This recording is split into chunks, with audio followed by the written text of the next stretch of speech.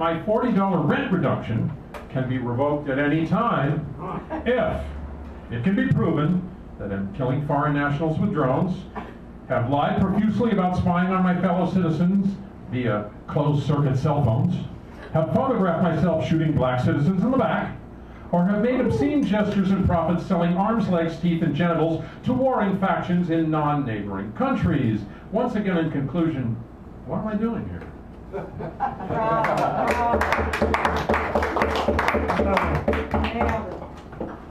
That place is a money maker,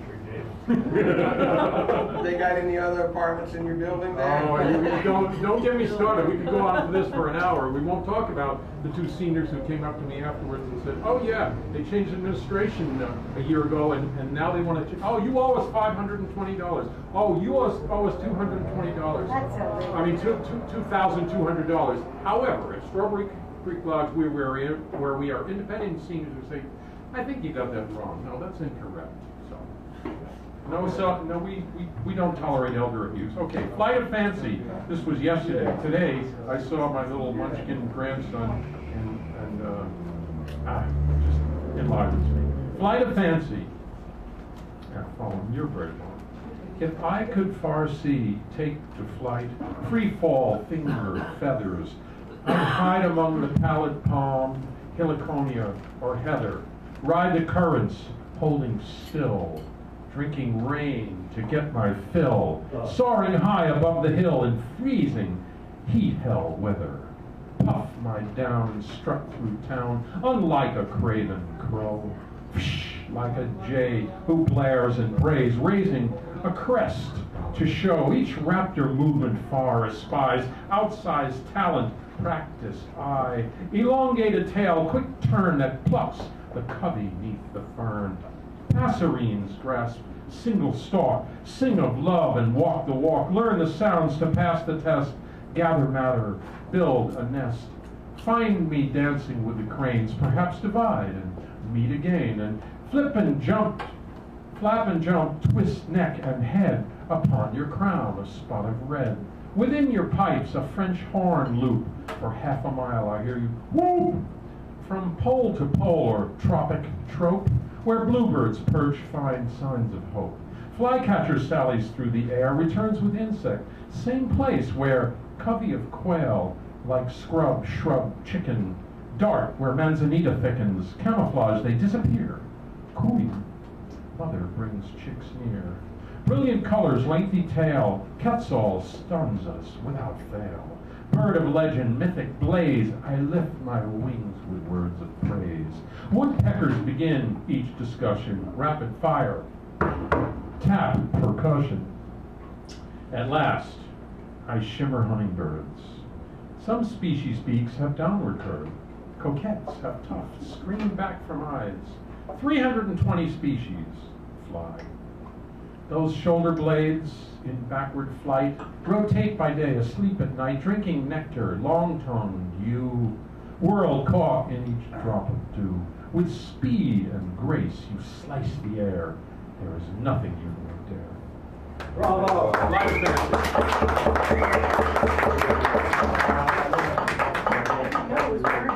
Short one? Yeah. I didn't know it was bird night. So, we at the Poetry Express, we were supposed to bring in a poet. I've already read to you from lots of Carl Sandburg. Read his stuff and then imitate, do something like that. So he did a lot of 38 poetry definitions. So here are a couple of my poetry definitions. And this is for Gabrielle, who just started to get Lou Gehrig's disease. So she's a welder.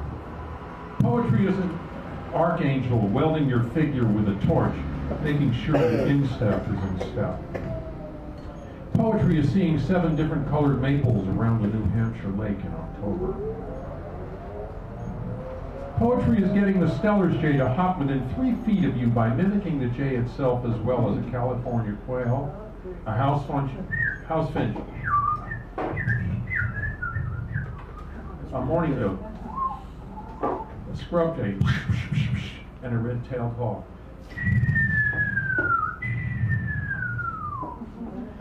poetry is Lake Winnipesaukee catching a rain so fine it sounds like crystals, and 6 months later, sporting a winter so cold with ice so thick yet turbulent that it pressures ice sculptures to erupt and form where eddies bump currents around islands. That's good one.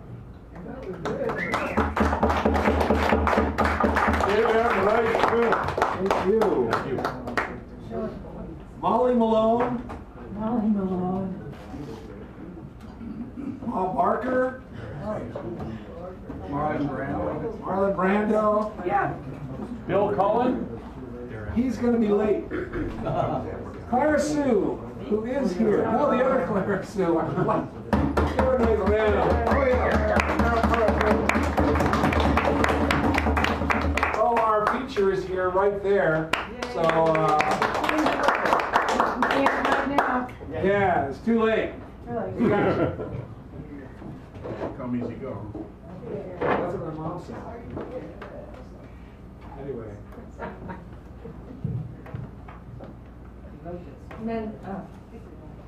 Manzanita is the title of my poem. It's a note first. Franciscan manzanita, a species native to San Francisco, had not been seen growing wild since 1947, until it was spotted growing in the Presidio of San Francisco in October 2009. Caltrans transplanted this specimen on 23rd of January 2010 to make way for the Doyle Drive replacement project. Transplanting costs were funded in part by Federal Highways Administration's Caltrans, the Presidio of San Francisco, and private donors.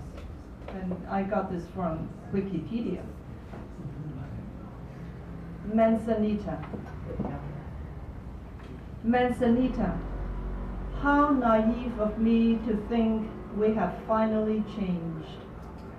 A grove of non-trees, carmine congealed on the branches, peeled skin from a woman's arms, hold tight her love as you become a man. Bright like the bush that opened Moses' eye, twisted limbs, at your fingertips an offering of fruits, the promise of sweet taste after bitterness, bitterness that seems to go on moment after moment. In a garden, your bones are discussed between the artist and the architect, whether it is more suitable to place them on a table with votive candles or to decorate the entrance of a hall. How naive of me to drink your tisane and without a message possess your body. Time becomes intolerable. Manzanita standing in front of a fleet of tanks. Manzanita, cement pouring. Mandela, Gandhi, Teresa, beautiful, the new Doyle Drive, majestic with spectacular views. No more car accidents on windy curves. Manzanita, you were the only one. Must we sacrifice ourselves for your beauty? Did we not spend money on your welfare? Did we not pick you up with the gentlest hands? Tamed in the grove of non-trees, drifting. Thank you. Wow. That's an example of government money well spent, at least for the moment. What do they do? Thank you, Clara Sue. All right. How much did it cost to transplant that one man's name? Oh, I would say, from what I know of trees, and because it's a historical thing, it could be over $500,000. Because they want to make sure that the tree survives. Oh, just, not me, it's down little. Yeah, it's the government. But they're Double, not triple putting that. trees. Well, Yeah, four, 7 million. Yeah, 4.7. 17 million. That would be right. All right, so let me read the next set. We have Owen, then John, then Justice, then Richard, then Dano, Sabrina, Pam, and then fly away. So, Owen, come on up here and get yourself a nice round of applause to start this evening off for you. And I noticed there were some people who came in after the feature. That we have a small break, and if you wanted to read, you can sign in to read after the break, and we continue after that. So just in case, I don't know who wants to do that, in case. Anyway, I shall stop. Can everybody hear me? Mm-hmm. Yep. Yeah.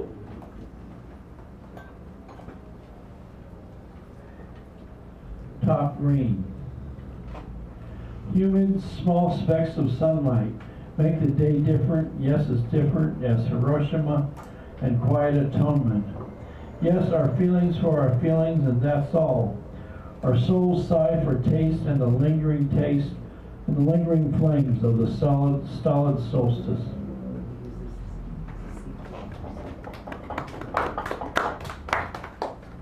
Spring of bog. Eerie leaves rustle the earth in the wind's blithe awakening. The wilds of the voices, the Trieste, the orange night, the clash of dishes on a sunny afternoon. The missed opportunities, the imperfect sunlight, the messed up afternoons.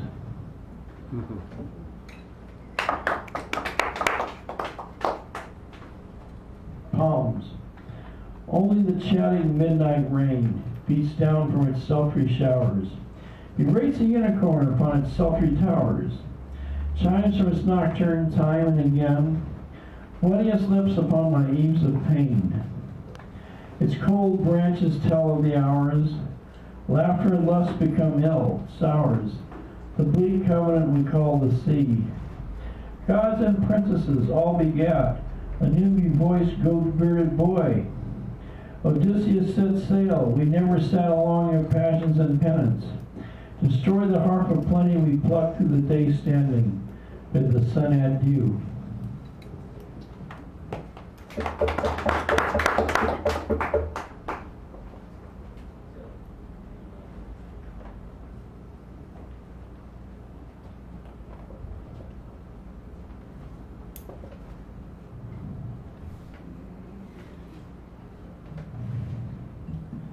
Shine it.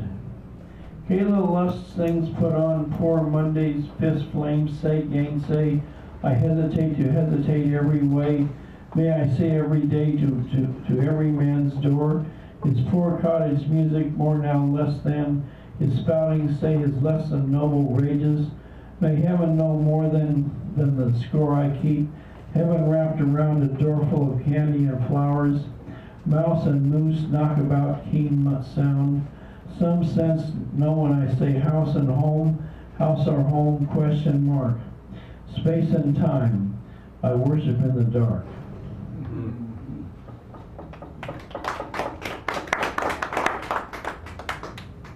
Christmas sonnet. Let us now praise famous folly, muscular Palestrina, destined for all. Are we servant to a savant? Cause more trust, trip out on tripe and tristessa, gawk at moles that save and survive, and say our prayers to bread and reason. Let us reason the fact we are reasonable men. Seen in success, socket to 'em all. The halls be jolly, not judicious. Jolly and yes, folly, folly, folly. Fun and folly we take to bed and reason. Die on the planet, we make more our season. Pretty in the rain. Souls shine on like the cats of blue, your eyes cleverly lidded, not like those of all other women, Queen Tanya. Pretty and unnecessarily angry. I wonder at myself, enough to keep my soul in check. As I would rule the world, alas, my fair one, my pretty, though not so unnecessarily angry as I, thoughtful but happy. The paladins of whim, the daffodils of love, and ah me, she loves me, she loves. As smart as those famous Greeks, those helmeted warriors that jumped out to save Helen, beautiful Helen, from the arms of her fair Paris in his narcissistic abode.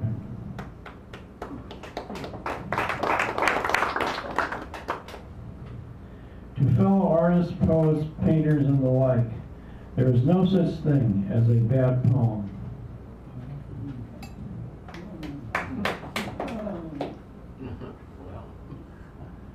I asked the wind for love. I asked the wind for love. Turtles and leaves blown, night too black to cry into. A shove, the moon to be torn above, and alchemy to tear the wind's might. I asked the wind for love. Okay, I'll finish. Black Tuesday, 7:30, the library. Dove cries that reach into the hush. Bright blackness to cry into. A show from all the laughing plants. Rove about the Gaelic heavens.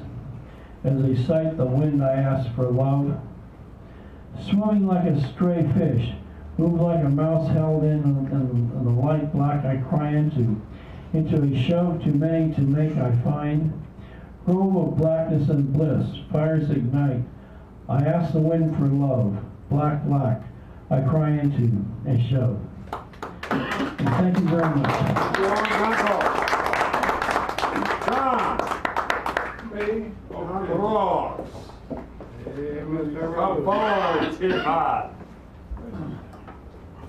Who, me? Ignore the man behind the curtain. Let's see. Let's see, I got it here. Hello. Let's see what I got. I don't know if it should open, hopefully. Let's see.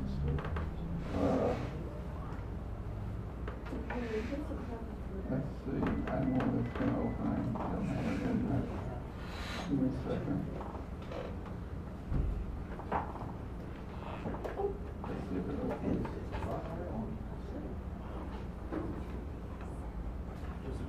Yeah, it opened. Okay.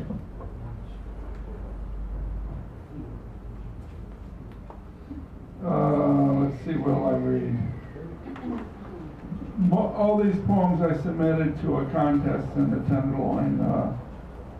It's 40 people win $1,000 a piece, so I'm hoping I win. I really need the money, so.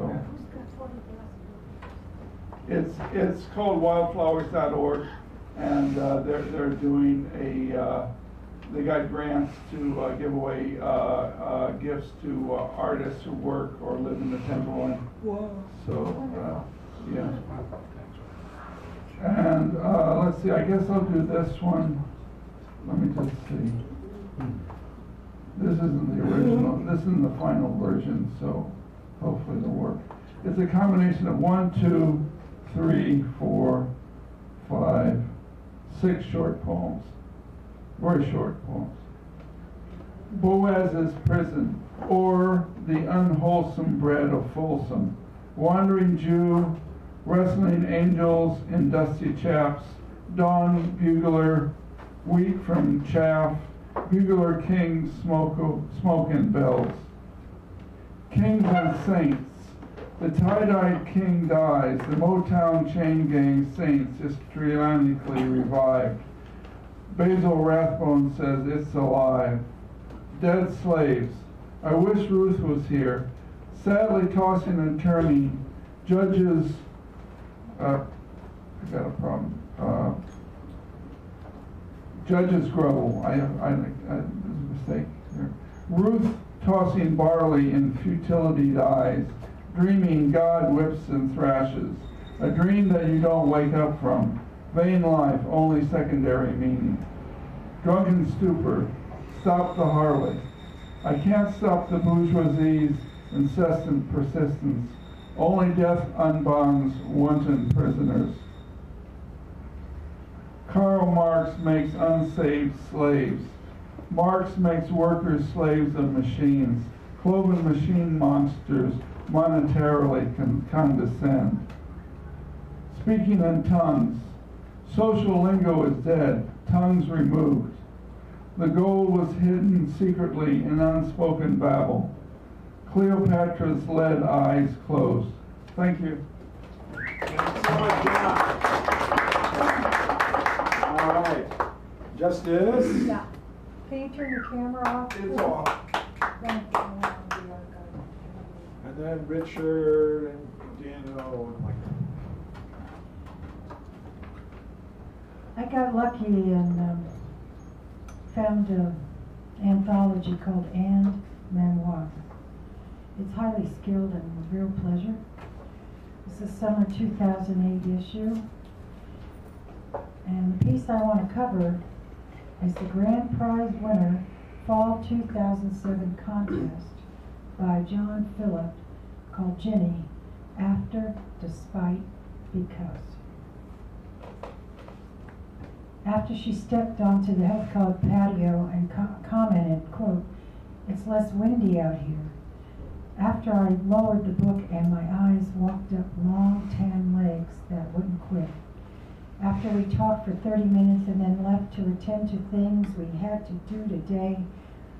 After she called 2 hours later and said, "The hell with her client, did I want to take a ride?"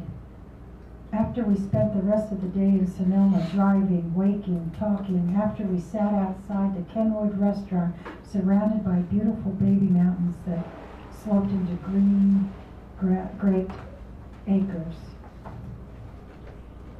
After we nibbled on bruschetta, cheese, and pâté, sipped Chardonnays, Merlots, and Cabernets, after we spoke of vineyards and vintages, mountain lions and Mexican laborers, past hells and future hopes. After I gently kissed her goodnight and worried all next week working in Chicago, she wouldn't feel the same when I got back. After we spent the 4th of July in the 100-degree dry heat of the 10-square-mile ranch where she grew up and spent every weekend roping calves to tag, vaccinate, castrate, and release until she was 16 and announced she wanted a social life on weekends, and if her dad didn't agree, she was running away. After we met her family, her friends, her neighbors who owned the 43 trucks, more than half with gun wrecks. After we enjoyed the man-made mile-and-a-half lake which supplied cooling winds while we ate, drank, and exploded fireworks long into the night. After we returned to Sonoma the next week to look for houses we'd like to own, we decided 2 weeks after we met to get married, and did just that 3 weeks later, holding hands on the balcony of her house overlooking the marina, listening to wise and caring words of a therapist friend who paid $10 to some outfit in New Mexico to be a real minister. After we jammed my stuff in her drafting board, marbles from Italy, screens from Japan, and rugs from Persia into a rented house, after buying the oldest structure in Sausalito, a century-plus converted 4-story water tower nestled between the Altamira Hotel above and the blue and white ferry below, after I cleared the half-acre of 6-foot anise weeds with 4-foot taproots, and she converted the property into a garden wonder, after we terraced the southern end to grow tomatoes, broccoli, red and green peppers, rows of lettuces, arugula, carrots, radishes for fresh salad every evening, after we cut down the 12-foot Texas privet hedge that kept the sun out, after we planted 3 bleached birches in the middle of the yellow daffodil beds, after she added 6 tons of rock, each chosen because it had some moss or some color or some shape she liked, after each stone was liberated from the quarry, hidden behind the bushes off Highway 101 in Corte Madera, and coached into its final resting place in our front yard by my sons and my bleeding hands, with 2/3 of each stone underground so it would look like it had always been there. After we repaired, revarnished, repainted, and reupholstered, after she disintegrated the basement floor with a jackhammer to create an office haven for me with a deck on the lawn, after she refused to let any boy furniture into the house except for 1 wooden chest and 2 antique bowls, after she stripped my old sofa, designed and commissioned a manly yet fashionable light tan suede couch built on its skeleton, to this day my body's favorite spot, after I found my red, yellow, and green golf pants in the Goodwill pile because she felt the social risk was too high and we might take separate cars, and she'd meet me somewhere wearing them. After the Martian and the Venusian discovered, discussed, and debated John Gray's tapes on every ride to the ranch, after spending 4 years waking to the sunrise through 24 feet of the fourth floor window, which spanned 270 degrees from mid-San Francisco to Richardson's Bay Bridge. After 3 years of sneaking 2 flights of uncarpeted wood stairs every Sunday morning to grind coffee beans and make her a foaming latte, grabbing the Sunday paper and a gold Diet Coke for me, after spending hours in bed talking, reading, touching, playing, and hiking almost every weekend with good friends, and then wiping that healthy slate clean with a high cholesterol, high calorie combination of bacon, sausage, scrambled eggs made with California Jack cheese, and pancakes made with a rich vanilla ice cream. After running together almost every morning on the bike path into Mill Valley, or up hills and down to the Coast Guard station at the base of the Golden Gate Bridge, after climbing up the cascading stream one Sunday when her left side suddenly went limp, and it took 2 of us an hour to get her safely down the mountain, slipping, sliding, swearing, supporting, we discovered Ginny had glioblastoma level 4, terminal brain cancer. Should I go on or quit there? Sit there. Okay. Wow.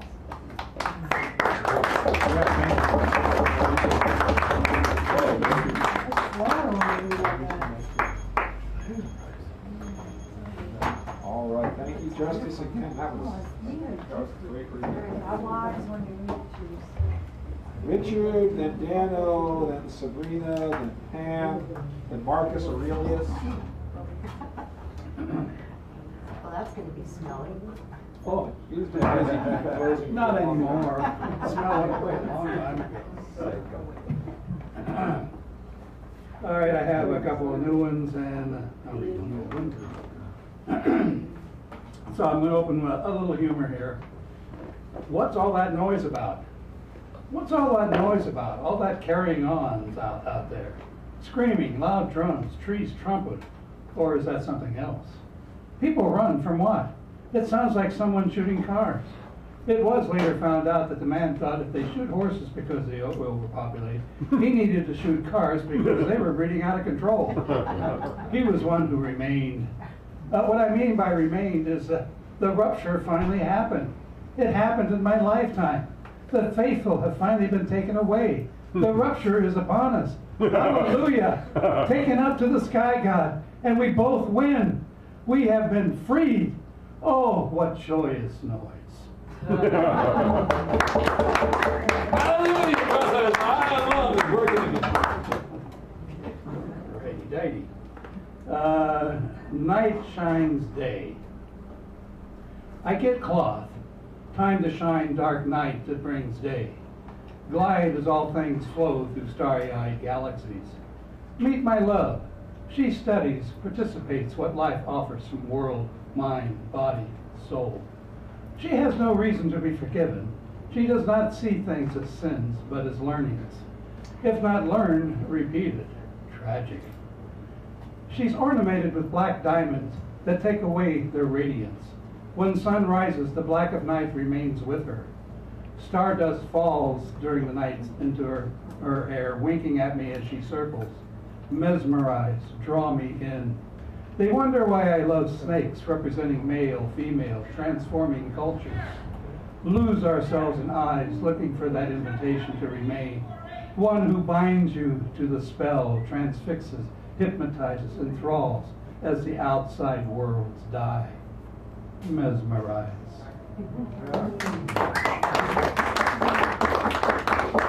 And the last one is Gringo searches for justification. Gringo arrives 500 years ago. His Gringo ship claims everything he sees and lives on the top of the bones of those he genocided, justified by their religion and God. Gringo stayed long enough with his Gringo God. He never left. Gringo now looks for other justifications of legitimization. Why, you Indians just got here the day before we did. You know, they found white people buried in the east, north, south, and west. That means we were here right along with you. They never understood that the people they found may have accommodated each other rather than the genocidal thieving attitudes you gringos came in with.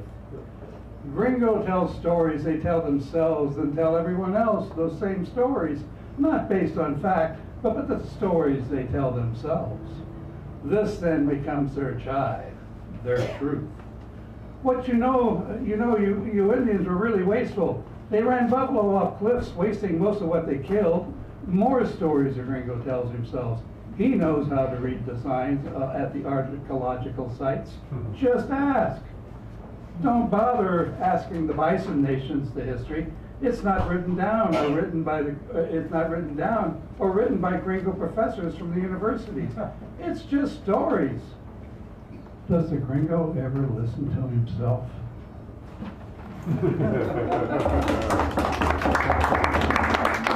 Sandra. I dedicated that, by the way, by two friends I have just met tonight, and I'm quite honored that they came to see me. Believe me. Wonderful. Thank you so much. Give another round of applause. Great to see you all.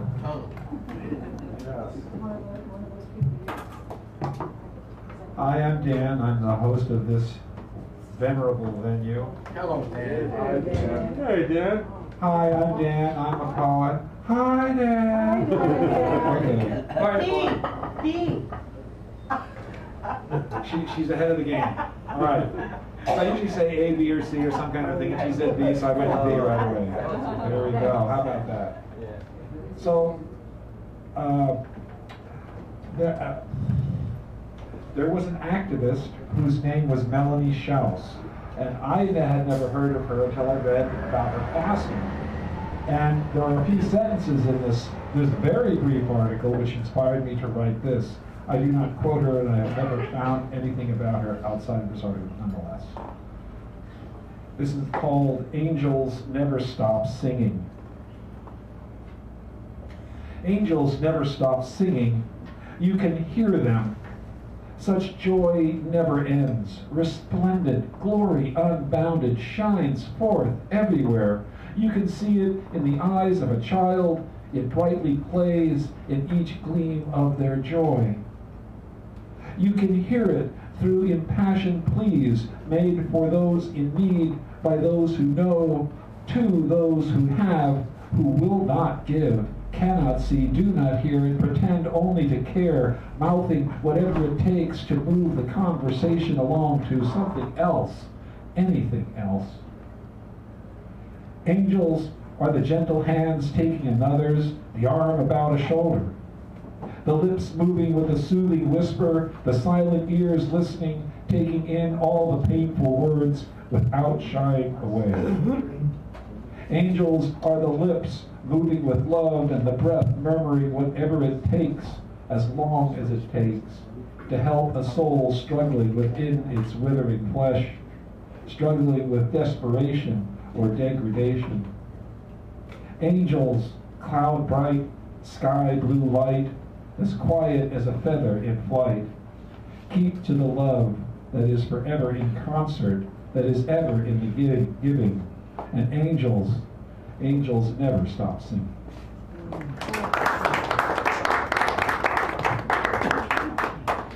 Okay, so A or B? C. Okay, you asked for it. It's not my fault. See, that's what. Okay, so this is my Dear Ann letter. Ann Coulter. I don't know if any people know her apparently. So a friend of mine sent me this and asked me to fix it up, so I fixed it up at home. I want a girl who uses knee pads like a whore, so she won't snag her nylons on Rush Limbaugh's floor. who slips OxyContin into his tumbler of neat scotch as they frag amputees on a Vietnam vet's march. Who licks Cuban cigars with G. Gordon Liddy and drinks with Tom DeLay because he thinks she's kind of pretty. Who'd love to throw a brick at dumb old Howard Dean, then kickbox her way through the crowd to get away clean. A girl who tattoos a Hummer on her vibrator machine because it doesn't burn enough Iraqi gasoline. Yes, a girl who paves her own exclusive driveway with the headstones of those she's backstabbed in her day.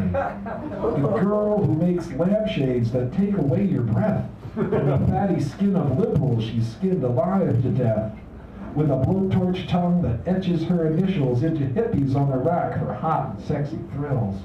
A girl with fascist delusions, fast and feckless, who attacks, who wears Ray-Bans at midnight and creates her own facts, who gets real juicy, dreaming of hot Nazi sex that finally sets her free, who loves a hate crime scene and her cheap law degree. I want a girl with a real short fuse and long, vicious rants, who disposes of the helpless, the poor, as she passionately pants. A real drive-by babe with her neocon hips tightly skirted in our flag, who will go down on a pulpit while eternally on the rag.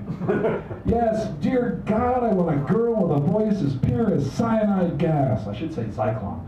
In a sweaty leather thong with swastikas on her skinny white ass. A girl whose machete wins her debates. I want someone bolder, with fingernails like razors, whose initials are and colder. There you go. Thank you so much, ladies and gentlemen. I will now,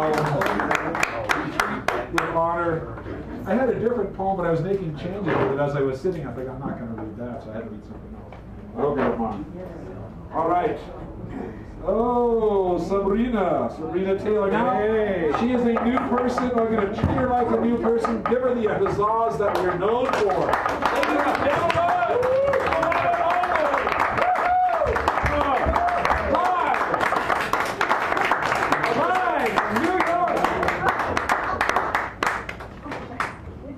thank you. I'm glad you sound like you're a sport. Because okay. All right, let me. So it's Saturday Oh no, this is what Oh, we'll use for that. That's for something okay. else. Now, is that good for you? Is that? Yeah. Live from New York, Saturday Night Live. All right, thank you. It's a real pleasure to be here. I read here, I think once before, it was a long time ago, but I'm glad I came. It's good to see some people that I know. Richard and Lynette, and also her husband, Eugene. Oh, get really close. Okay. Yeah. So, I'm trying to decide which poem to read first. So I'm going to go like he did. You want to hear A or B? I don't have a C poem. Where does your eye fall? That's when I do it. Not B. Not B. Hey.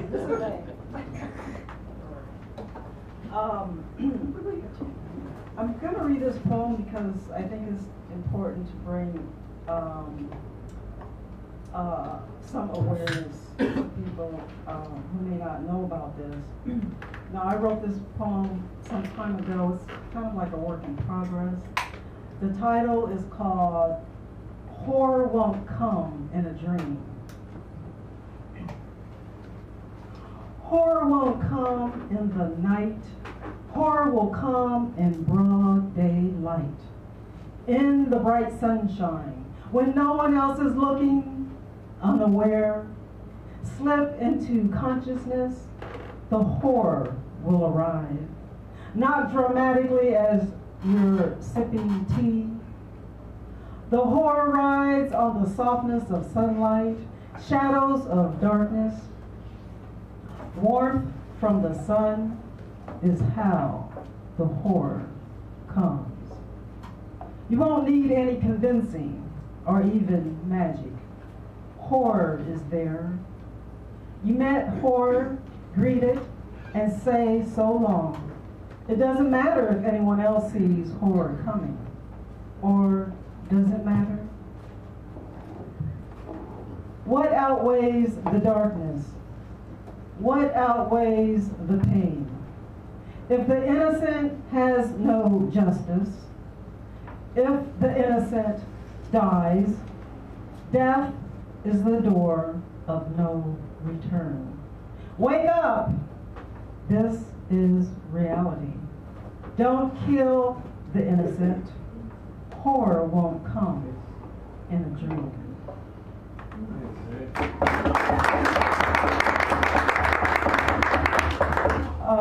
I wanted to read this poem because I had just gotten back from Galesburg, Illinois. That's where I'm from originally. It's the birthplace of Carl Sandburg. We had a big family reunion there. It was about 260 people. Wow. And we had that reunion there's a big lake there called Lake Story. When I was a child, I can still remember this, we would go on the black side of the lake. That lake was segregated. And then on the north side is where the white people would go. But we had our reunion on what used to be the white side.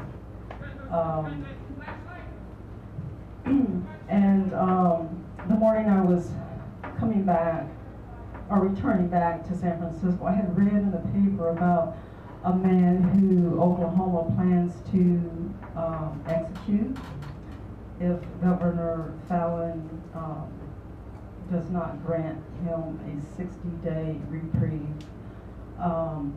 And that's going to be on September the 16th. And so, sometimes we don't know the horror that's going on. So I kind of just wanted to wake up people's consciousness. This man's name is Richard Glossop. There's a site called SaveRichardNow.org.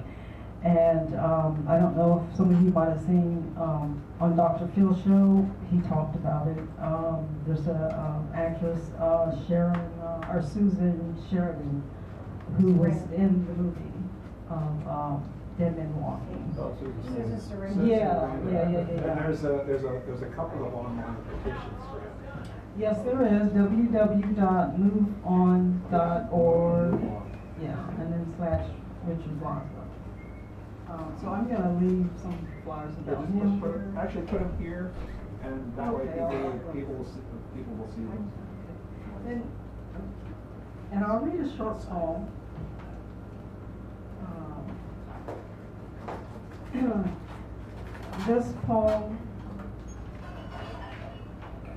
This poem is called Hair 2. Our mothers tried their best to change our image, to press our hair, to relax our hair, as if hair was nervous.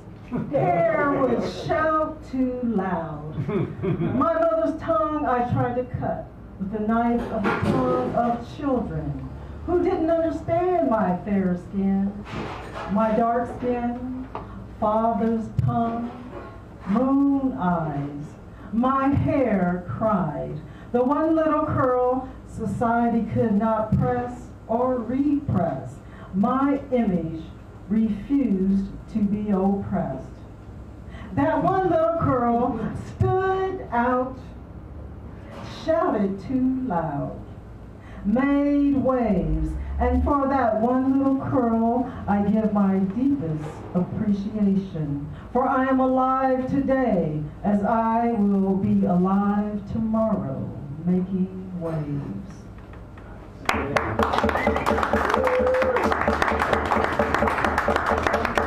This is from an anthology, Skin Deep. It's also in another anthology, Intersecting Circles. Thank you.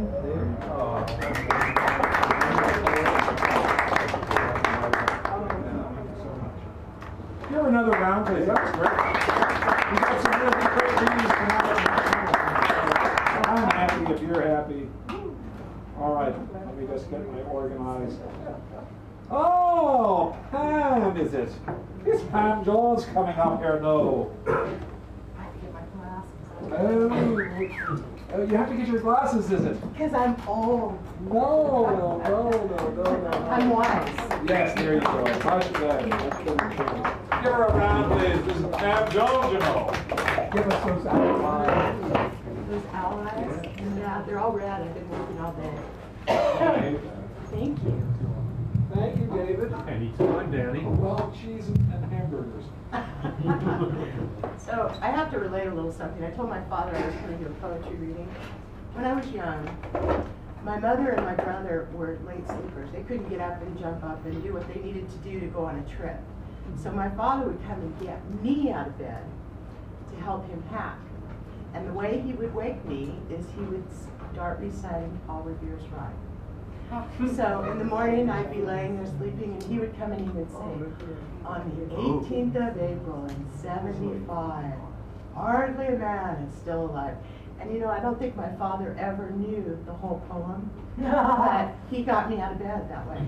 So when I told him I was coming to a poetry reading, he said, are you going to read Paul Revere's Ride? I said, no, Dad, I'll say that for you.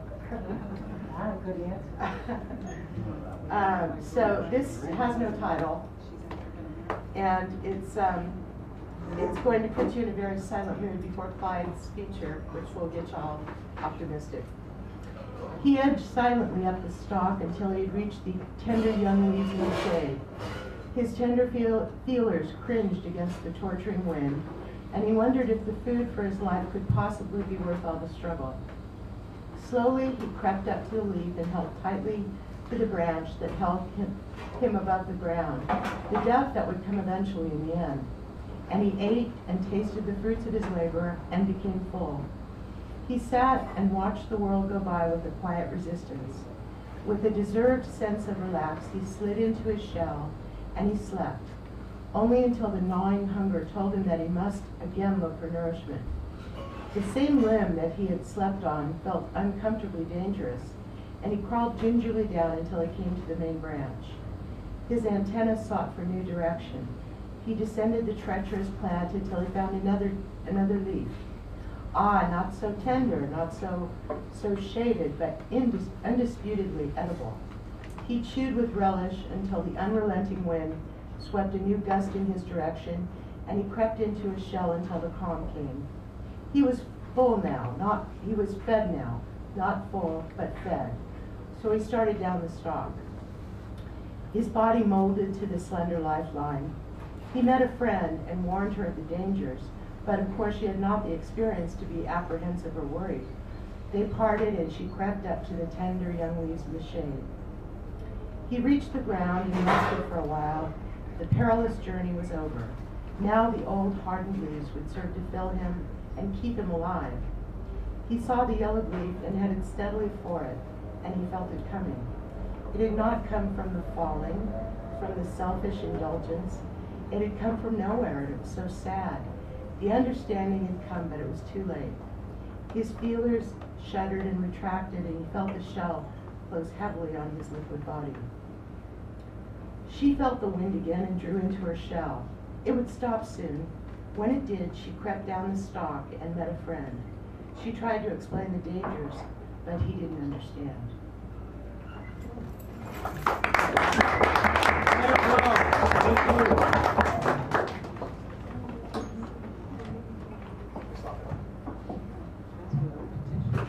Yes, I come to the microphone yet another time. One of my favorite parts of an evening is to introduce the feature and say a few things about the person, so that they sometimes they blush or the people with them look at them and go, what? But I won't do that to Clyde Always. Clyde Always is a very respectable person, young, full of energy, a new voice on the poetic scene. He's sneaking up here, so I'm going to stop and say, give a good round of applause for this guy here who runs another open mic. He's the Bard of the Lower Eight, Hayden Fillmore, every Friday. So, talk to him, see him, and hear him speak. Thank you so much, Clyde Always. Oh, there we go. Oh, yeah. Let me make sure I get the height right on the mics there for you. While he's doing that, I highly recommend Poets Come Down to Clyde's show. The young people are there, they do listen. Some don't, but that's okay. And it's a good place to read, so poets are looking for another place to read. Check Clyde out. Height there, or should be. What's up? Now what? Oh. Yeah, just turn the table up all the way so you can. Oh, I got it. You're good? Yeah. Well, Hey, you're everybody. good. Before I begin, can I just offer up my gratitude to all the folks that helped to make tonight happen, like Dan Brady, our MC, and the folks working here at Sacred Ground. And of course, my videographer, Mr. John Rhodes. John Rhodes, videographer, welcome on to the city. Correct, that's right. Ladies and gentlemen, boys and girls, come on, step right up. Folks, going to grab yourself a front row seat before they're gone. They're going fast. You don't want to miss this. It's time for another exciting installment of the Clyde Always Show. With me, your always clever, always handsome, always charming host, Clyde Always. Once upon a time, there was a realm of existence known as the universe. And within this universe was a tiny blue speck of dust called the whole wide world. And upon this world was a veritable infestation of creatures known as human beings. And these creatures loved nothing better than to be distracted by these things called stories. And it all started innocently enough with some ooga boogas and some ba-ba-bops, but before long, they created concertos, stage plays, printing presses, moving pictures, and eventually all hell had broken loose. As tiny electrons zipped across glowing screens that were everywhere the creatures looked. But tonight, folks, we shall reel it all back to where it all began, with some ooga boogas and some ba-ba-bops. If you don't know me, I'm Clyde Always. I am the Bard of the Lower Haight, and it's a pleasure to be here tonight. Thank you for being here. Without any further ado, I present you my yo-yo yarn. I was walking along and I happened to see that a box had been laid on the ground, and with wonders the box was as packed as could be, so my fingers they rooted around. What they pulled from the box was a trinket forgotten. I thought that it couldn't be true, that a fellow could leave such a beauty to rot as a yo-yo, a shimmering blue. So I picked it on up and I strolled up the block and I fingered the loop on the string, and I slept it and offered the dog on a walk, and I caught it and gave it a fling, and I flung it and spun it the rest of the week, and I threw it with all of my might. And the people, they marveled at blue, unique till the string got all tangled up tight. Oh, I labored to pick it and pull it apart, but the knot, it was stubbornly stuck. So I cut it to bits, and it busted my heart. And I cursed on my pitiful luck. As my beautiful yo-yo was still as a stone, it was good as a train with no track. And as no one I knew had a string that could loan, I decided to purchase a pack. So I checked all the shops, and I searched every store, and I asked any clerk I could find if they happened to carry a packet of 4, and of no one particular kind, but a lot of them frowned and their eyes full of ice, and they told me to go for a hike. So I packed up my bag and I took their advice, and I thumbed down a truck on the pike. And the trucker, he smiled and welcomed me in, and he squawked and he blathered and bawled, and he offered me smokes and a swig of his gin, and he told me the cargo he hauled. He said, son, I suppose you could never have guessed what I'm carrying back in the rear. I got nothing but strings, and I swear they're the best, but I've had them for more than a year. And I tried to deliver this load, but ain't nowhere is there a demand, so it's me and these strings, and we're stuck on a roll. Say, has you got a yo-yo on hand? I reached in my pocket and giggled a bit as the trucker was picking up speed. I was shaking so hard I was having a fit in my hands. It was sweaty indeed. As I pulled out my beautiful yo-yo, had sure that old rig hit a bump with a punch. Whoa. And it flew out the window, and you can be sure that I heard a most deafening crunch. This portion of my way shows the possible part of the following. She's got a rubber mat and some spandex pants. She's puffing on a hand-rolled stogie. She's got a Buddhist tattoo, so there's a chance that she could be a real yogi. Visit your local yoga studio today for affordable rates on the path to enlightenment. We now return to our regularly scheduled broadcast. I would like to offer you folks just a little bit of insight into my upbringing and background. It all started back in 1898. I was 12 years old, my pop and I passed this poster in town. And the poster said, this is exactly what it said, the United States is off to war on faraway islands. My papa was a true patriot. He lost his arm when he was 8 years old in the Battle of Gettysburg. He lost his eye when he was 41 years old. My mama gouged it out with a spoon right before she ran off. So he insisted that I enlisted. So I packed up some squirrel jerky and I hiked 9 days up the Genesee to the city of Rochester, where the recruiter told me I was too young, but he said, they're hurting for sailors way out west. So I hopped the freight and rode it into the setting sun. And about a week later, I wound up in this trading post called Portland, Oregon, and there, the recruiter asked my age, and I said 12, and he said 16, so rebel, and I said, please, out of here, please, son. Then he gave me a handful of hardtack and a pint of whiskey, and he sent me down to the docks to wait. There I met the captain, and the captain looked me up and down, and he said, hot damn, boys, they sent us a new Peggy Sue. Things happened to me on that ship that I don't care to remember. All I remember clearly is the first chance I got, I stole a lifeboat and all the rations I could get my hands on, and I rowed that thing out to the open ocean, alone and scared. But I washed up on a magical island with vast rocky shores and leafy green jungles and a sun that glowed orange and fuzzy. And smack dab in the middle of the island stood a mammoth monolith of stone who looked me stern and spoke. He said, who goes there? I said, Clyde Always. He said, what do you want? I said, a hot pastrami sandwich treat. Whoa, he delivered. He said, what else? I said, well, how about a chocolate ice cream soda pop with whipped cream lily pads? And he delivered again. And for 3 long years I sat there, under that tree, beside that pond, and I wrote down a poem a day. Then, at the age of 15, I got so damn lonely that I went down to the beach to cry. When out from the ocean came 2 ancient oysters, each was as big as my head. And I reached in their mouths and I pulled out the pearls, and I held them out over the sand. And the oysters, they giggled in bubbles. They blew, bloop, bloop, bloop, bloop, bloop. Then, I rose from the earth, and I flew through the air. And I kissed that old rock on the nose. Goodbye. Then, along come a guy in a hot air balloon who invited me in for some toast. And I told him my story, just like I told you, and I told him my poems galore, and he said, by gum, boy, could you do that on stage? I said, yeah, I suppose. And he said, come with me then. I can see it now. The Clyde Always Show. I said, hokey dokey, let's go. You know me, my name's Clyde Always, and Clyde Always lives in the moment. On a sweltering day in the middle of May, I was kicking it out on the phone. No, not sailing at sea, but as still as could be. In Marina, my vessel afloat. While the sun brightly shone, I was lost in my phone.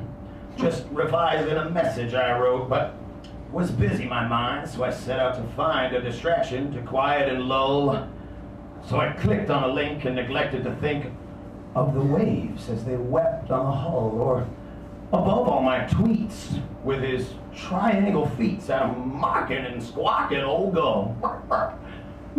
So the minutes I passed on the deck by the mast with the videos viral galore, and I fed on the buzz with a smile because I could easily watch a few more. All the folks in the vids were all funny young kids, and their antics were hard to ignore.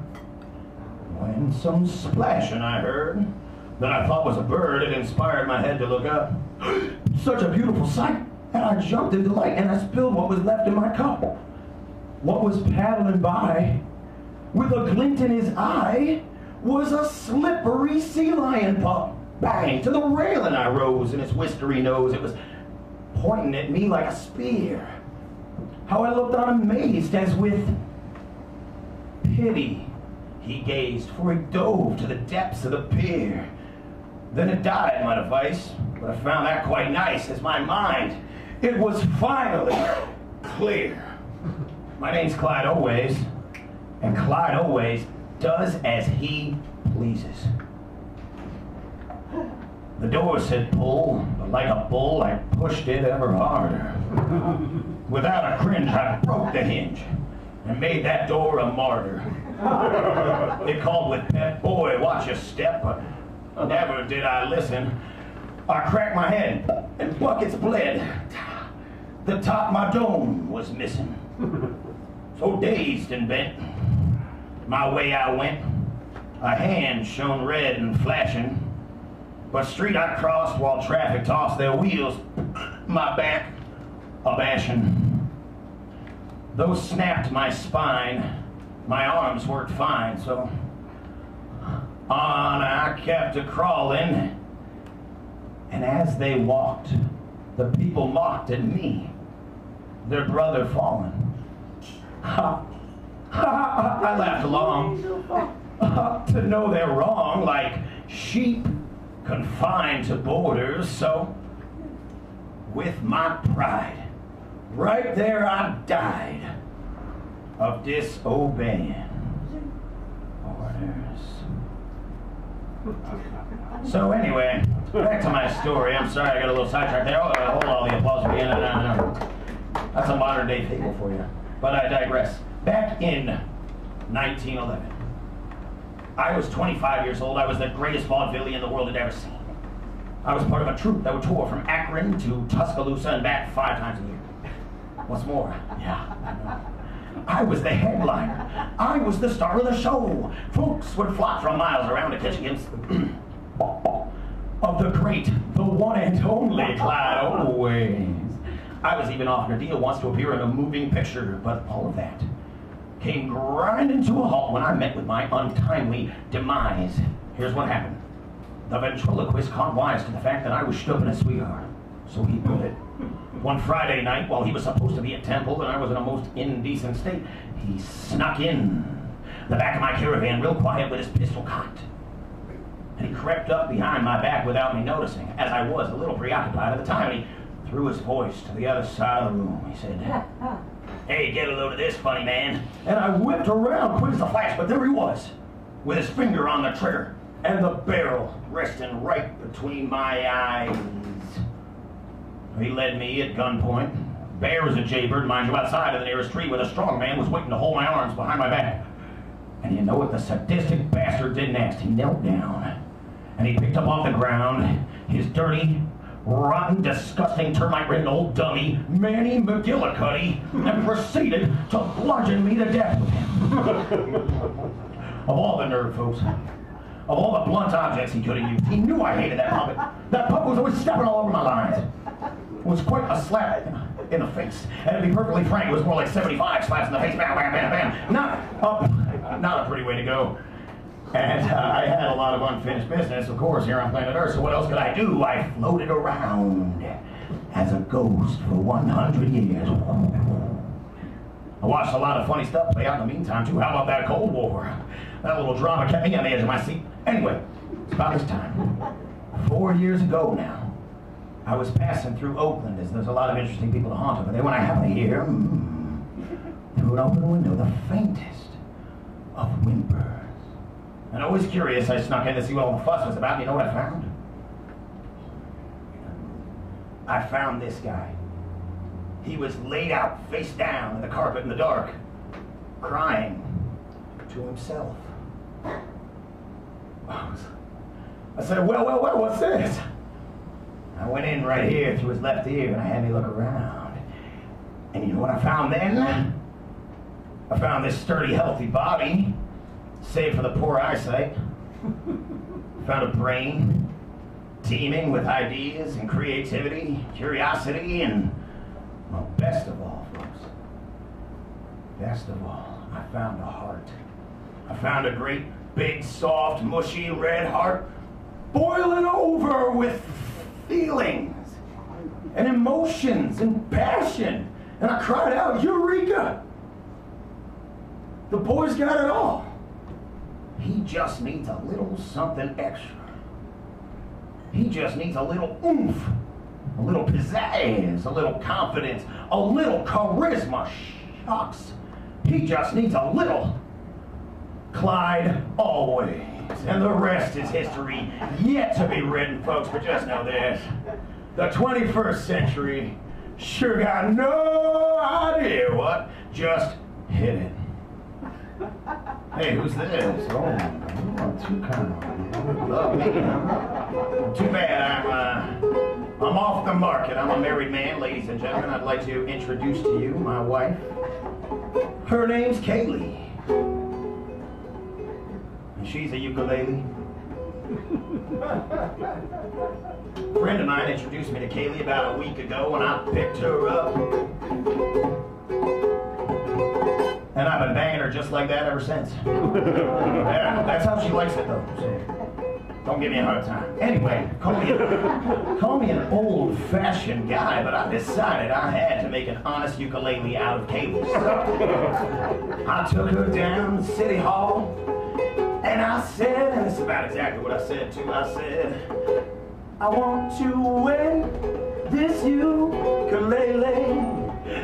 They said, hell no, you can't marry no ukulele. I said, well, why not? I love her, don't I? They said, son, that is an insult to the sanctity of marriage. Yeah, I know. I said, you ain't getting me that easy, pal, because I read in the headlines that we got equality. We got marriage equality in this country now. He said, not for no stinking ukuleles. Well, I was sad. Kaylee was sad. Oh, sad.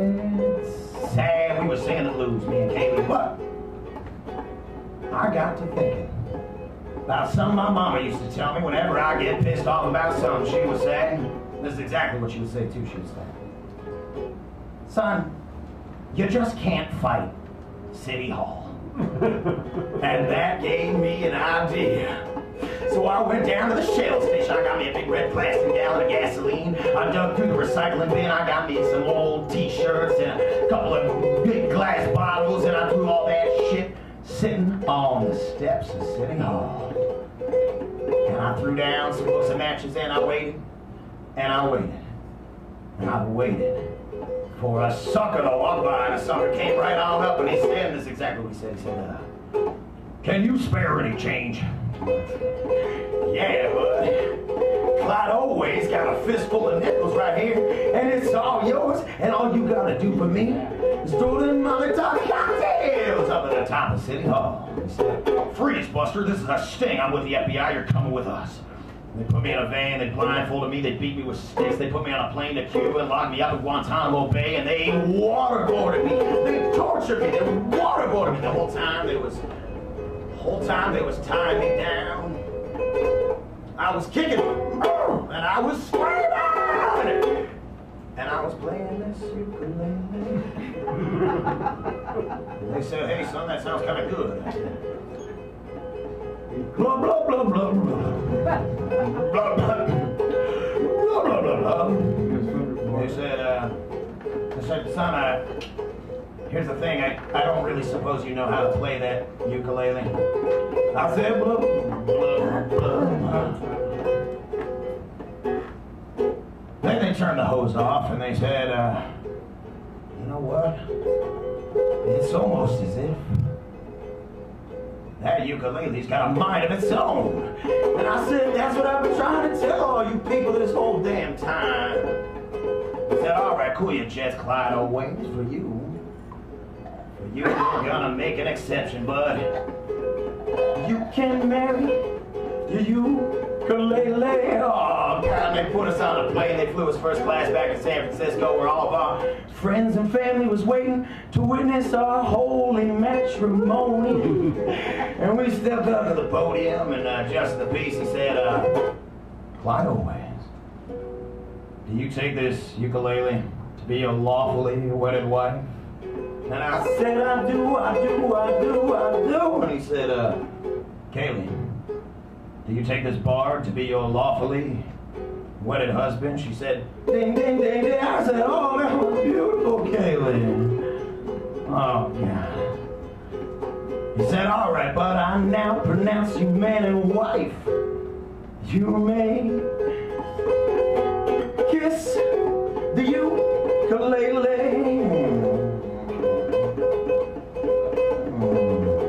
The end. All right, Scatman Larry, take us out. That's all we got tonight. Let's hit it. Let's hear it for Scatman Larry, everybody. Let's give it right. Let's give it right. Oh, Scatman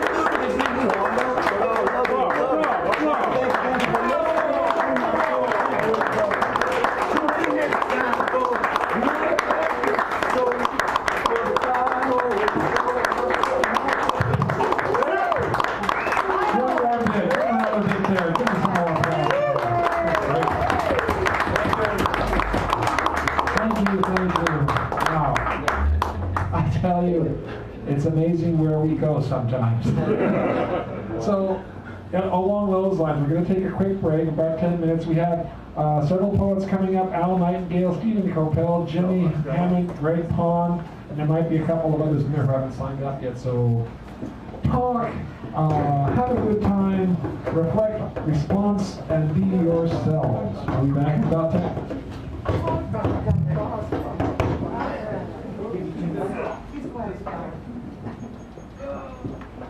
Well, Stephanie, you do good. I actually remember this as well.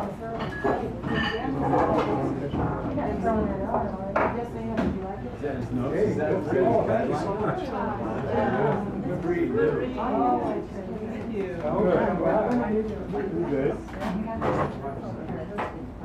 Yeah, I'll second that.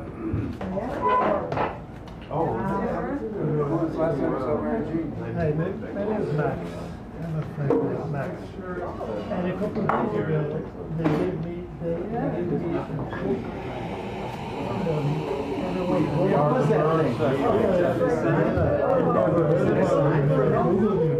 Wow, so people listening to was going to do it. Oh, is that because there's a sign? Oh, no, yeah, there's that, but he also had like a little.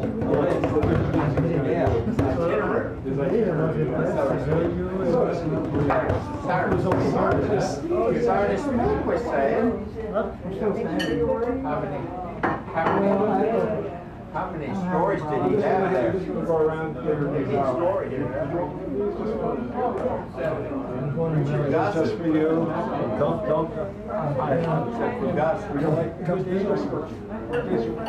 Just in case you want to like go online and treat it. So I can. Well, anyway, I probably been around there. That's just how to buy it.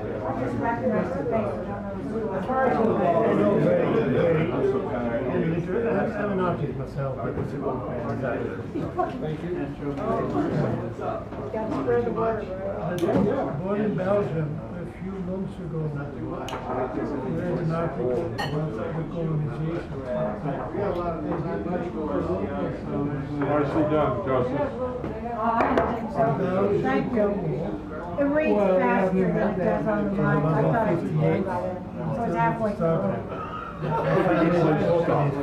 Yeah, but it's terrible. It's intelligent. You want to read the rest of it? It's very short. It's good. You just fly through when you read it. It's really good. I enjoyed it. I'm not sure I know if all the places. So I left off there. Was that okay? One of the biggest articles in colonization had done Leopold the First. Where was it?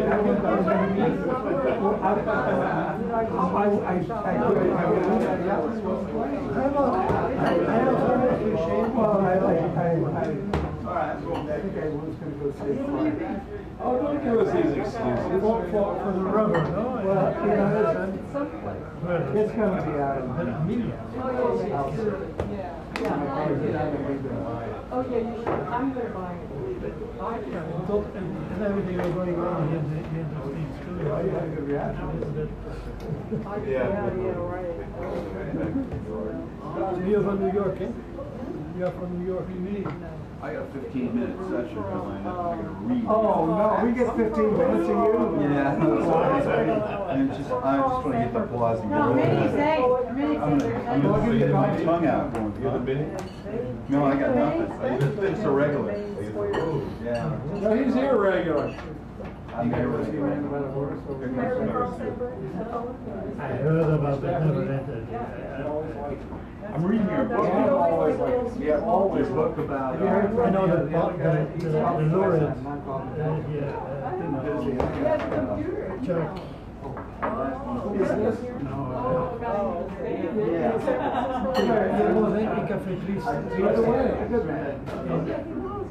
Thank you. out of a bookshelf. I was You know, I didn't heard about it. Oh my God. I know. Oh.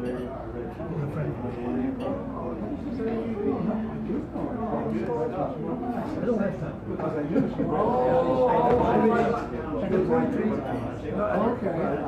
In Belgium, I got finished the heart of Europe with an English speaker. I do speak 7 languages.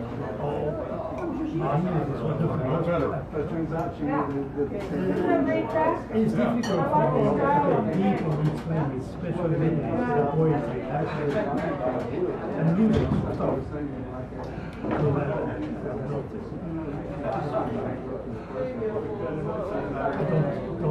I don't control that.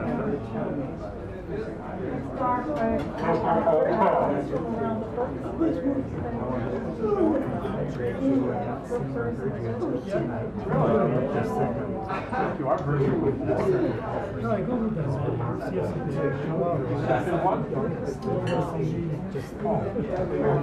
You mean the bird? He's a storyteller. Only him could say these words. I've been a schemer, but a rhyme schemer. Sorry,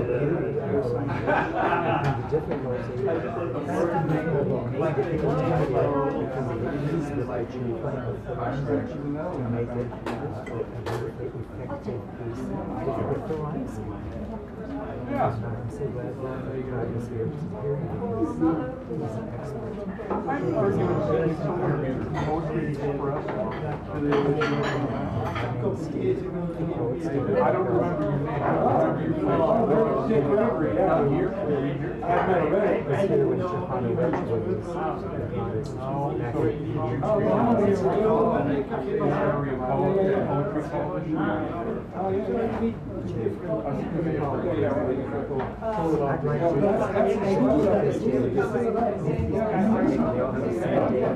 He was back in the 60s and 70s I don't know what that was. I'm not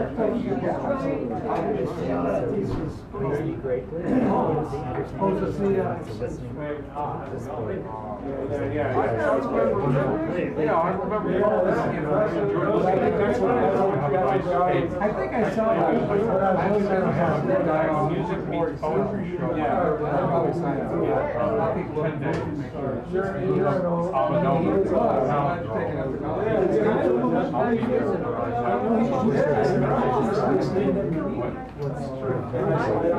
heard it was called what's that? Jimmy Peterson. It's his house. He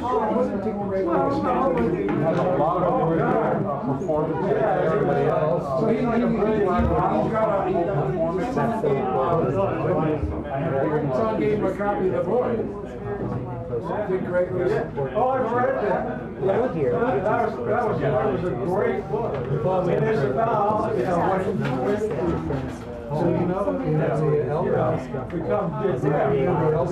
At the time, yeah, I have a few comfortable. Yeah, there's a study. There's stuff about why I don't want to. I mean, I know I have to. I don't want to be able to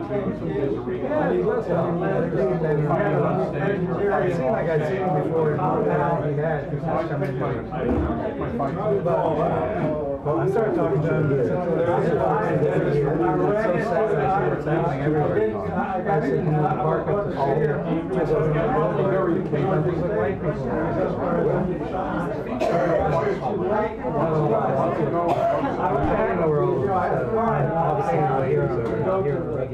Yeah, but you know what?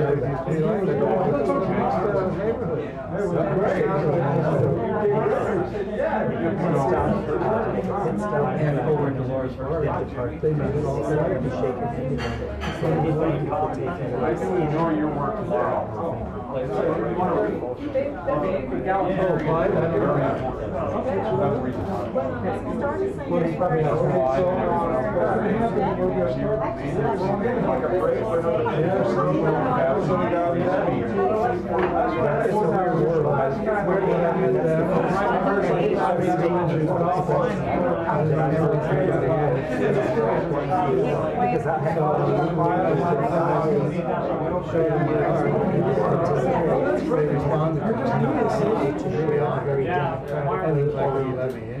It's changed when you see through the group. So you can listen to the sincerity.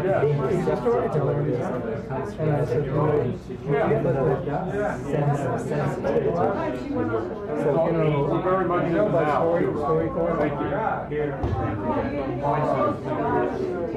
Nobody needs to be So you're for a good cause. I'm not trying to help anybody. But it would be a good Are you into the spoken word?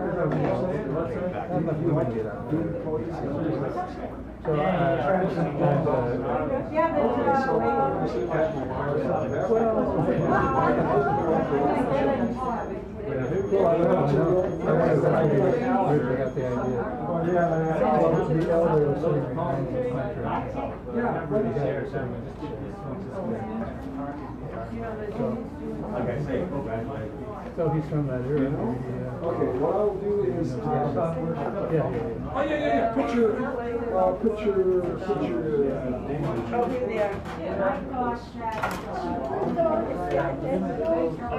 Yes, I put your name and the phone number, and then what I'll do is I'll figure out how to get you all connected. Ladies and gentlemen, we're back to this fabulous second half. Where you know what might be? We have a new poet. This guy just walked in. This is his first day in the United States, in California, in San Francisco, and he's from Ireland, for crying out loud. He walks in, so we're going to hear from him. All right. So if you can kindly get yourselves relaxed and in reclining, restful pose, we'll begin this beautiful segment with some very fantabulous poets. Why, who are these poets? We have Al Nightingale, then Stephen Coppell, who is always swell, Jimmy Hammond, Jimmy Mankind, Jimmy Gulag, Jimmy the Hat. He has lots of names, monikers. Greg Pond, the glorious and wonderful. Then Jimmy, the other Jimmy. You're the Jimmy. We have another Jimmy, so we got your Jimmy too. He's Jimmy 1. There we go. All right, so let us get this thing going. And who did I say? Oh, Al Nightingale. Come on up here, Pete Person. Where is he? Al? Good to see you too. All right, give a nice round. Warm up that mic, ladies and gentlemen. Second half. We're kicking it. We're doing it. As usual, several. Oh, hold on a second. Gotta get real close to it. Get about really close. Several small poems. The fact is that, like missing weapons, after the fallout recoil, the human soul that happens rolls back, not getting to the point. Such is the breath that stores expose. Its elfish and immortal odor glows like a line striking outdoors on its flintatious poles. Like motorcycles, such lilacs wind up, blowing with smoke of the spring in the pure birch outskirts of wildwood. Sin is this first and only spring. Sin is this red-fallen trees, so full of the novelty and din, and these dry cracks of our souls, where is no longer spring. Together we played the old accordion, and for our listeners there was ample reason to think that we were horrible, stealing accordions, tough not apples, where at the sacred side to time, in the dark, inside of its silent guardians, a fierce dog rushed to punish our crimes. There 2 rainbows rose in the garden, and so they properly understood, pouring on palm a stream from above, that those were not any rainbows, but wounds, not any rainbows, but wounds of love.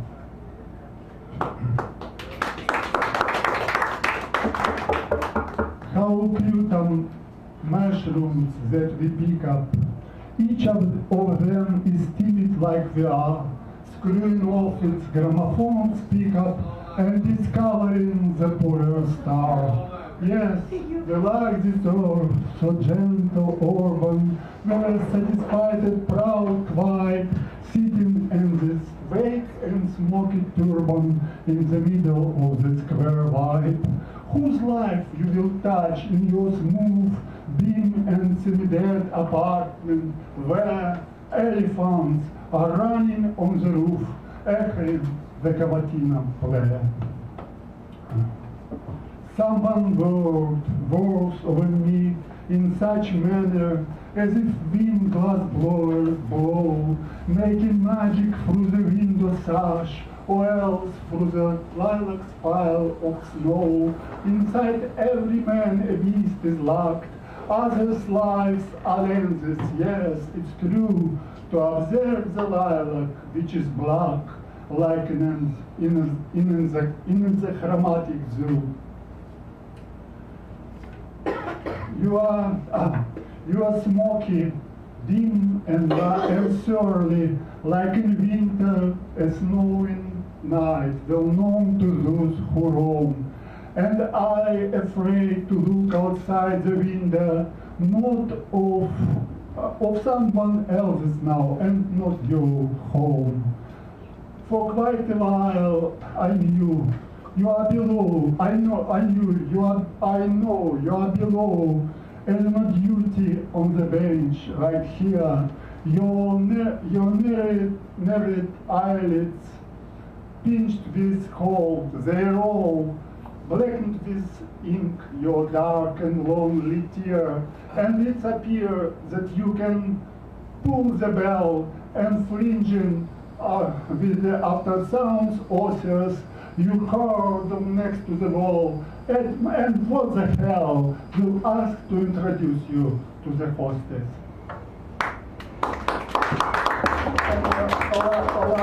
A small poem.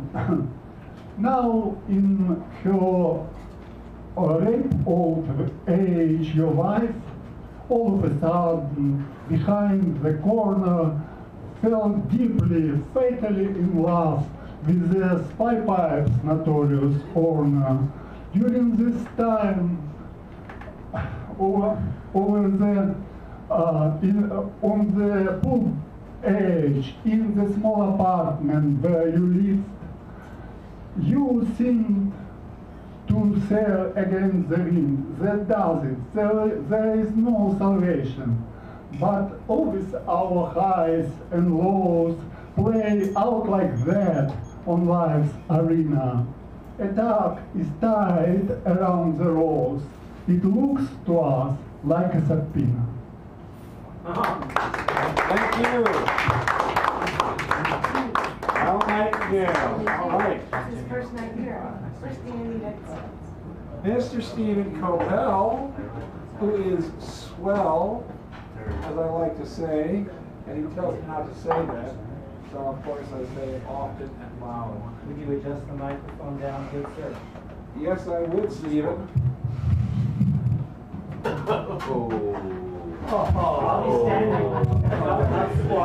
All right, I think this should be about right, Mr. Stephen Copel. You're the expert, that's why you're here. That's what they tell me. Nice hat. It is about right. Just tilt it towards you. Tilt it for you. Oh. Thank you, Dan Brady. You're welcome. And thanks to all of you for coming by and sitting with us. A remarkable venue is Sacred Grounds, as you all know, who've been here on a regular basis or irregular basis to share your poetry and to listen to those of us who come occasionally, as the little Texas guy does so tonight. My name is Stephen Copel, and the little short single piece that I'm going to present to you tonight comes from Free Lunch, published every third or fourth month. I think it's now defunct because Joe Ron often had a medical emergency at some point in his life several years ago, but he took one of my pieces and suggested in the letter that was forthcoming as soon as this came that he wanted to show his appreciation for Coppell's full-page piece here by nominating it for not a Pulitzer Prize, but what do you call it? Somebody help me out here.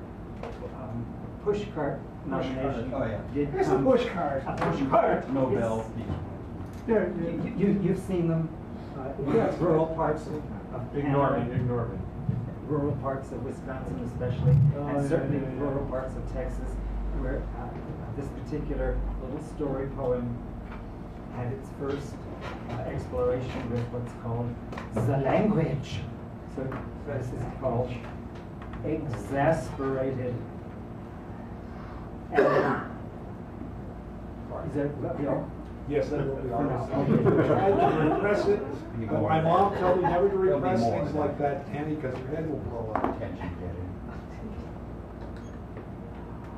Deep breathing. At Etta's on Thursday, Ed and Sam gulped and grinned, darting in and darting out of the subject, letting coffee steam float heavenward, while we three wise friends fingered our mugs.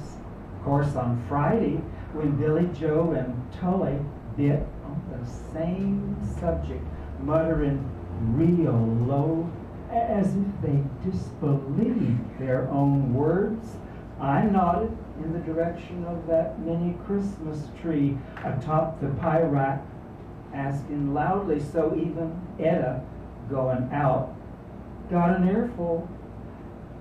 You mean one of those kind, white wings and tips touching, leaning on your Buick Roadmaster in the parking lot at Larry's Loan and Finance? Nods all around, and my mouth a hothouse for flies. Must be a new angle, scaring you farm boys to keep payments regular. Yep, that's what it's got to be. Hollywood type hype costume, courtesy of Celestial Rent-A-Prop. Am I right? We all stared at Etta kicking open the door, balancing a stack of pink pastry boxes, half choking on her words. It grabbed the top box before I could slap its pretty little hand, then flies off over the cafe with the only angel food cake I'll get all weekend. Now that ain't right. You bet I'm pissed. Now, thanks for listening. Is that a story or what? Thank you so much, Stephen Coppell. Always good to see you. All right. Now we have Jimmy Hammond, then Greg Hund, the magnificent, and then Jimmy, who is new from Ireland. Yes, there's a plethora. There's a plethora. Jimmy, Irish Jimmy over there. Irish Jimmy. Irish Jimmy be speaking the bird. Okay, whatever. I don't know that. It's not important. Don't listen. This is called The Way of the Upper 10,000, or The Way Rich People Live. First of all, they do not know that they live this way. Secondly, they have to think of everything. Their lives are infinite, so they have to try hard and settle for approximations all the time, like instead of what's good for humanity or saving Gaia or future generations in the long view, that Iroquois seventh generation thing, they settle for a little more money making now for fixing up stuff later. And finally, jobs for others, or all or none of which might never actually become viable under the reign of making money. Sales are down, never loss of equity is one of their biggest rules, and after all, there has to be an ownership society to make sure things don't fall apart. And when the new IPO is done and the sacred process is down to 90-day increments and the stock options are on their way, they'll consider programs for the poor. The founders of the firm, those heroes on the wall, are already on the boat to Fantasy Island, hidden under some Ayn Rand hologram, Eden, the garden, afloat, over a slightly warmer dead zone than this one.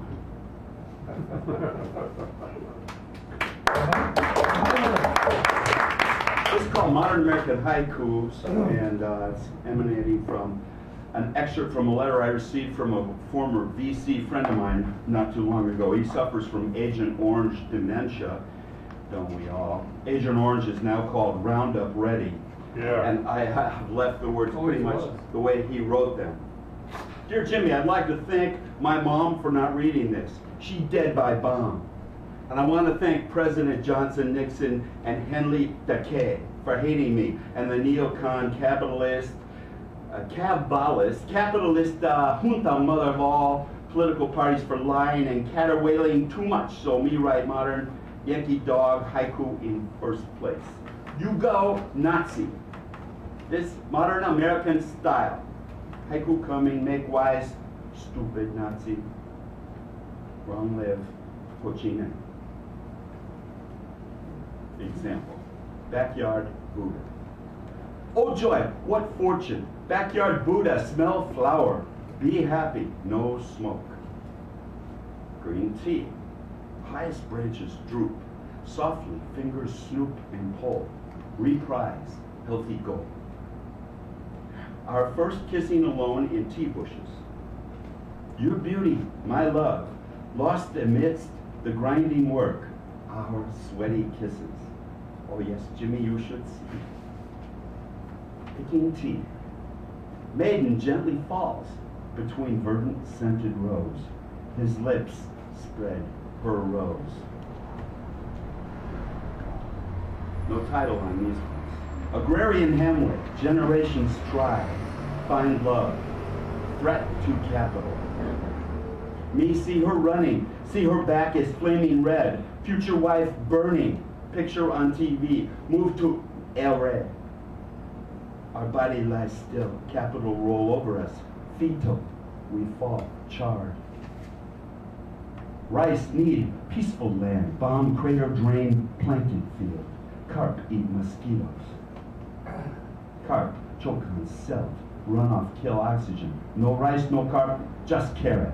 Young and old starve first. White bomb, burn granny. Yankee dogs paint mad face on sweet kiss of death. Wah wah, water. Wah wah, baby thirst. Wah wah, water, baby cry. No water, baby die. Flaming raining. Yankee napalm rain, not good for rice, goats, children. Burnt chicken, taste foul. End of happy life means take up any weapon and kill, kill, kill, kill. Fuck you, Yankee dog. You kill my whole family. Now I kill you. Meanwhile, back in Gulag City, America. Haiku for Alice. Aurora, boring Alice, is hung up in her palace. One hand up her chalice. I can do that. Will I be happy? Lovely Betty. Honey Buddy Betty. While wondering if she should let he, is playing with her levy.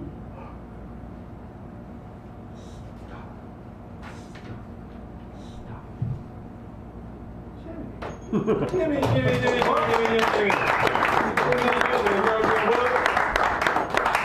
Thank you, Jimmy.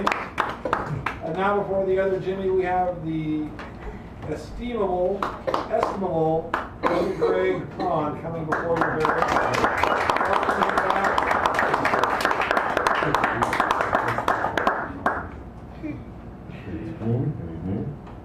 Good evening, Mr. Paul. Good to be back.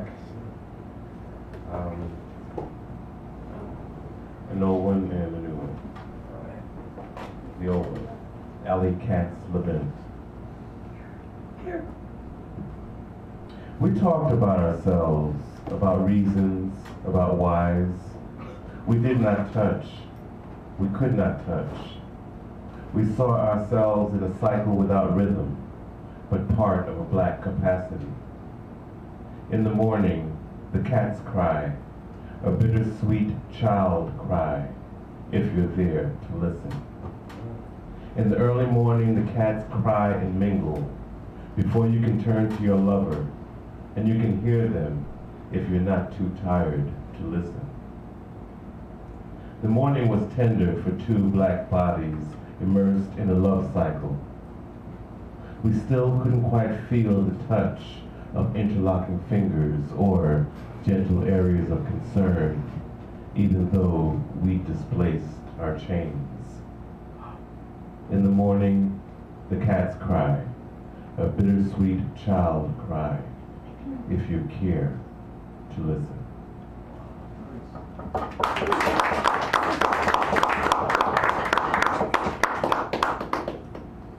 And while I was on vacation, I went to New York and DC and Barbados. And this particular poem was written for Maxwell Beach, which is a beach in the southern part of the coast of Barbados. I stroll this strand of Maxwell Beach to bury domestic fears deep in foreign sand. The conclusion I've finally reached is I can make anywhere feel like home, that I've become my own man. Knowing that the arrows and bows and all those tough choices I made that left me perplexed, wondering what to do, to what degree did I need to endure the challenges that took place, the voices that made me unsure.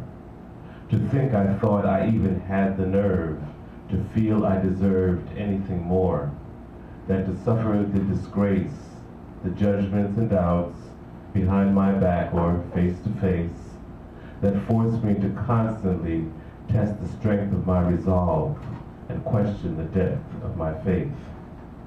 A man who moved with confidence became a man who would hesitate. But this man now lives with hope rather than being strangled by the hands of fate. I stroll the strand, sprinkling these grains of loss and pain deep in tropical sand, then tossing what's left, like caution to the waves, I return home, a renewed man. Thank you. All right, so this young individual does not know our tradition. So when we have somebody that comes up for the first time here, we hoot and holler and pound the table and stomp on the floor and make animal noises so they know that they're welcome here. Jimmy, all the way from Ireland, bring him on up here.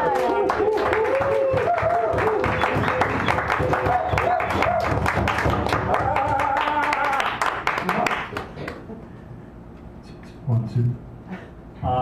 Thank you for the very warm welcome. I actually found this by accident. I was just kind of roaming the streets, taking in my new neighborhood. I'm here for 3 months, and I stumbled upon the poetry night. So there you go. Thanks a lot. So just to put this in context for you, if anyone knows Galway City, it's on the west coast of Ireland. I went to university there, and the university had a big gym, and there was like 7 plasma TV screens on the walls, and each TV screen showed the same news station every day. And I had some trouble with this. And I made different complaints, and I ended up writing an article about it for the university newspaper. And funnily enough, the day actually wouldn't publish the article because I named the gym, and the gym advertised, therefore funded the university newspaper. So anyway, so sorry. So students are all kind of working out and like this is maybe their worldview. I would hope they have more critical thought. But anyway, so it morphed into this.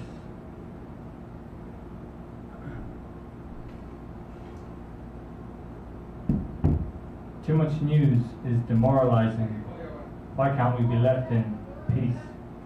Bombarded with Sky News, BBC, RTE, ITV, they're all much the same to me. It's not by choice, it's only by chance, and saying that I choose to glance. But I'm glad of the awareness to avoid the trance.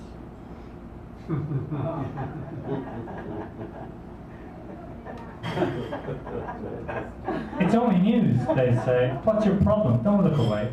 So you have to see what's going on in a world crippled with wrong. Power and domination in a propaganda-fueled administration. Mainstream media mind control can take its toll on the human soul. Flags and symbols, Arabic unrest, are some of the creations of the greedy West. Well, it's all too much for me to bear, yet people stop and people stare. Headlines, explosion, flames in the air. Most of the time, I couldn't care. Public spaces colonized by private interests. Sometimes I don't know where to go to escape the stress. On the run from the media machine, trying to keep my young mind clean. I'll get there yet, to the safety net. Have a look inside with no regret. Thank you.